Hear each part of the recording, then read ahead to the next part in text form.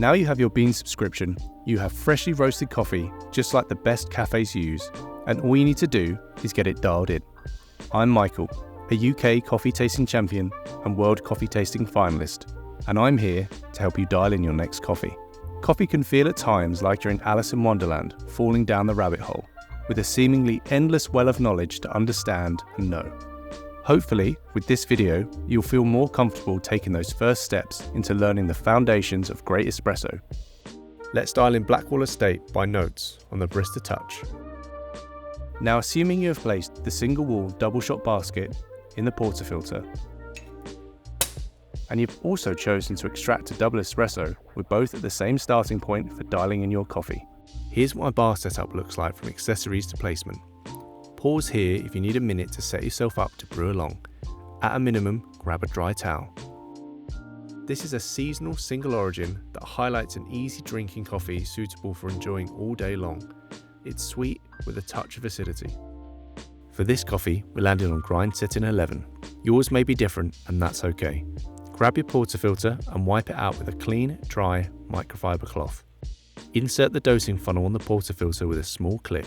This is going to keep all the coffee in the basket while you're grinding. While this happens, I'm going to purge the group head to remove any residual coffee and refresh the hot water. Press and purge. My starting brew recipe is 18 grams of freshly ground coffee. We're going for around 25 to 30 seconds of brew time, resulting in just under 60 mils or grams of espresso in the cup. It's going to look like there's a lot of coffee in the basket, but that's why we left the dosing funnel on to settle the coffee bed without making a mess. Remove the dosing funnel and pick up your coffee tamp. Align your wrist and elbow in a straight line as best you can and press into the bed until the portafilter stops moving or pushes back at you. Wipe off any excess coffee around the rim of the basket to ensure you have a watertight seal. Let's check out the dose with the razor tool. Come over to your knockbox and just give the razor a little twist in a circular motion on the surface of the bed and ensure that any of the excess coffee is removed.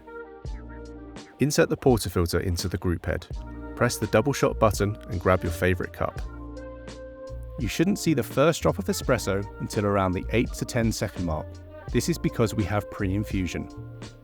This starts the water at lower pressure to evenly distribute the water throughout the coffee grounds and prevent uneven extraction.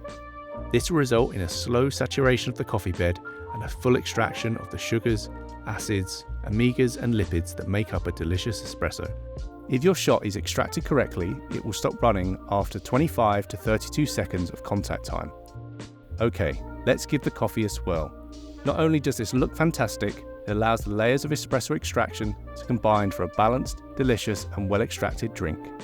Did your espresso look and taste like mine? The number one goal of adjusting the grind is either to slow down or speed up the flow of water through the coffee bed. Don't be afraid of this step, we can always adjust it back.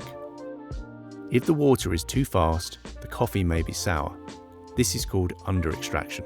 Adjust the grind a couple of notches finer to slow down the water through the bed. If the flow is too slow, the coffee could taste bitter or roasty. This is called over extraction. Adjust the grind a couple of notches coarser to speed up the flow of water through the coffee bed. Over time, all these steps will become second nature, and you'll go from having good coffee sometimes to great coffee every time. And you'll know exactly what you did, and more importantly, why you did it.